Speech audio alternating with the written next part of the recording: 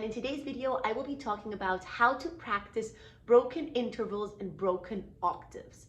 To demonstrate, I chose a passage from an arrangement by Liszt of one of Schubert's songs, specifically Das Wandern. It's a short piece that Liszt arranged, and of course, as many of these arrangements go, there are some virtuoso passages that are technically demanding. So I chose those in order to demonstrate which exercises I use when I encounter any broken intervals or broken octave passages. So if you're interested in seeing what I do, then keep on watching.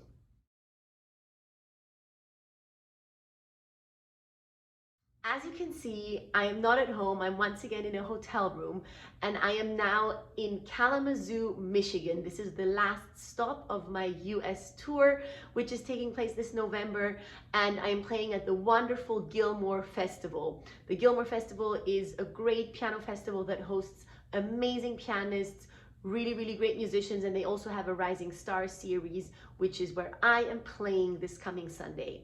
When this video goes up, my concert will already be over, so I can't really invite you to the concert here, but I'm very much looking forward to it at this point, and I can't wait to meet my Gilmore audience here in Kalamazoo. But now, let's get into the exercises.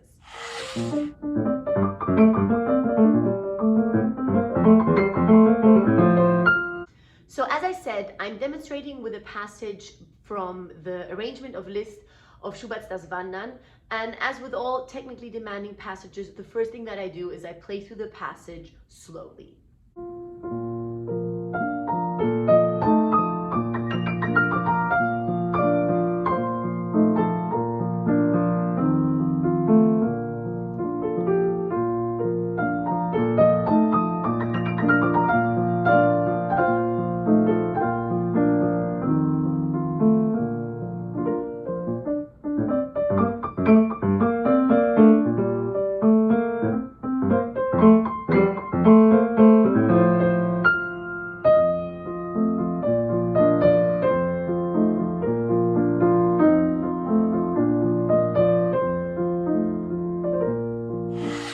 Now, in this case, the broken intervals, I feel, have two difficulties. The one difficulty is just playing the broken interval itself at the fast speed. But the biggest one, the second difficulty, is that between the broken intervals, there are jumps. So the first exercise that I will do is to practice those broken intervals as intervals that I play at the same time. So I put two notes together and play them as an interval and go through the passage like that, just to make sure that I know exactly where to place my fingers when I play them as broken intervals.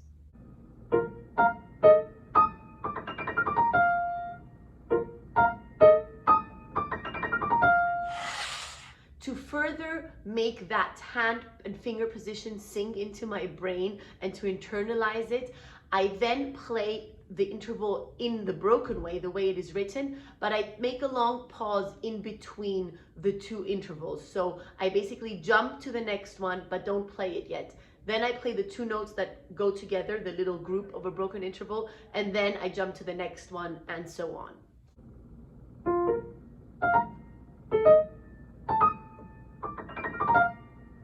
It's very much about being intentional with where your fingers and your hand in general has to go, and internalizing the position when it comes to broken intervals that also have jumps at the same time.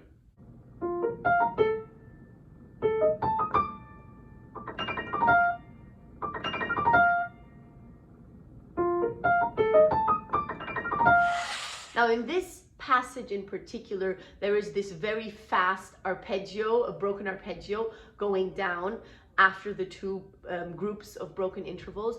So this one I will practice in a way where I always add one note until I reach the full length of the arpeggio, just to make sure that I slowly build up to the full little virtuoso passage.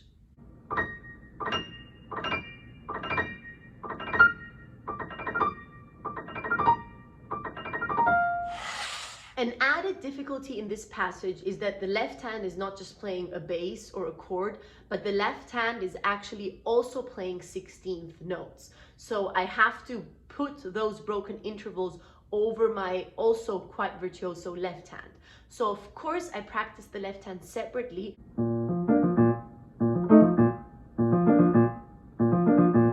And then I really make sure, once again, to intentionally place each note when I put both hands together.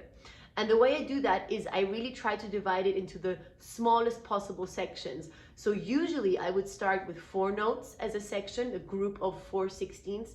But in this case, I will just take a single broken interval as a section. So literally sections of 2 notes. I know this might seem extreme, but it really helps to break it down to an extreme in order to then build the entire passage from that and gain the confidence and security because you've broken it down to such tiny bits.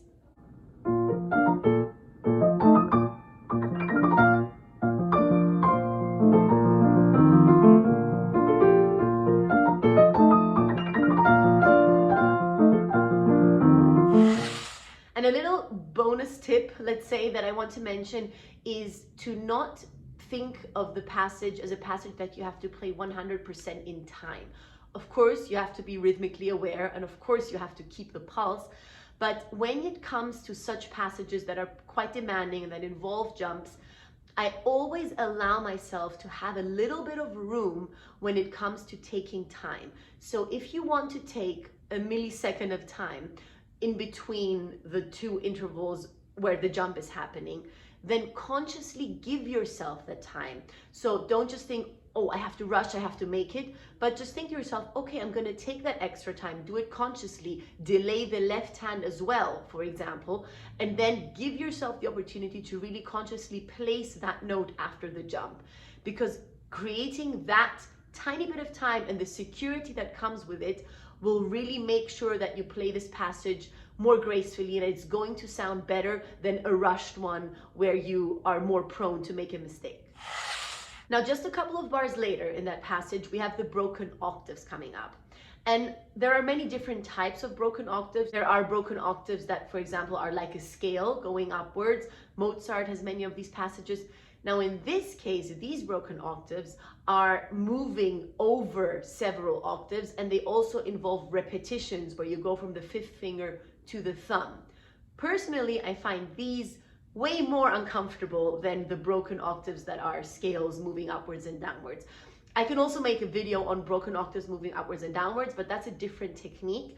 In this case now, with the octaves moving over several octaves and also incorporating the repetitions, there are a couple of things that I look out for. So first of all, just like with the broken intervals, I will play the octaves as such, as octaves first.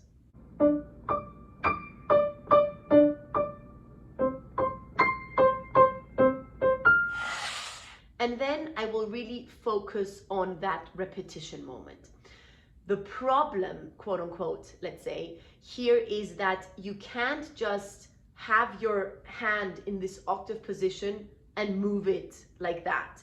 That's the easiest way to usually deal with a passage. So for example, with the broken octaves as a scale, you can more or less do that. You have the octave position and you just move upwards. Also with the broken intervals, with the passage that I mentioned just before, you can kind of do that. You have your fingers prepared and you just move upwards and downwards. Now here, with the octave going upwards and you have the repetition, the hand is forced to really get out of the octave position. So you start out in the octave and then you have this moment where suddenly you're playing the repetition, and because it's so fast, you can't just go like this. You have to close, play the repetition, and then reopen. So this closing and reopening of the hand is the difficulty for me. So I will isolate this moment and practice it separately.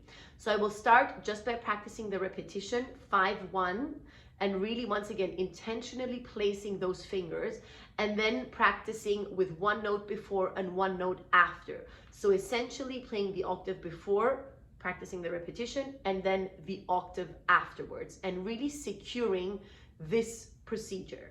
And of course, I will do the exact same thing going down. So I'll play the repetition, which going down is 1-5, and then once again secure that by playing it often and incorporating the note before, the octave before, and the octave following.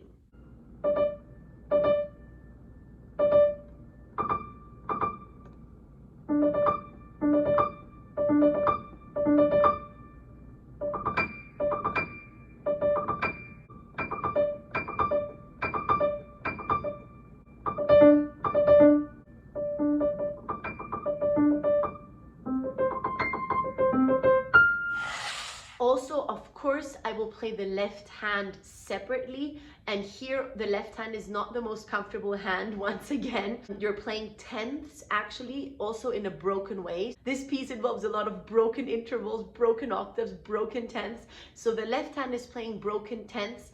And here also, I will really intentionally place my fingers. However, compared to the right hand that has this difficulty of open, close, the left hand can stay in the 10th position. So that's quite nice, I find, and makes it a little bit easier. So my left hand will be in the 10th position and just move downwards while my right hand is doing this whole opening, closing thing.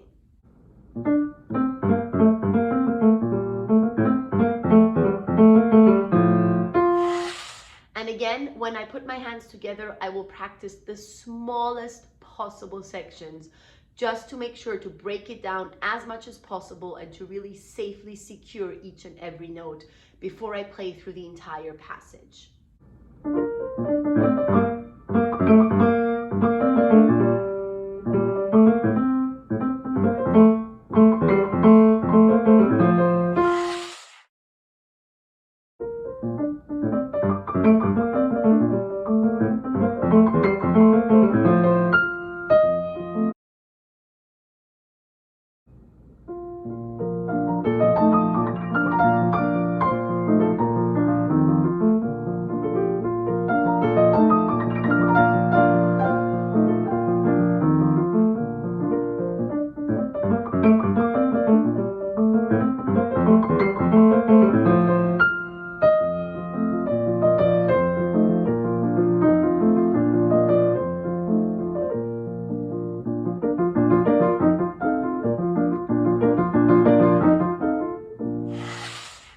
So this is how I practice some of these more challenging broken interval and broken octave passages that don't feel so comfortable and don't feel so natural in my hands. Let me know if this was helpful to you. Let me know if you have any other tips when it comes to this type of passage. And if you like this video, please leave it a like and subscribe to my channel. That would help me a lot. And I will see you again in my next video next week. Bye.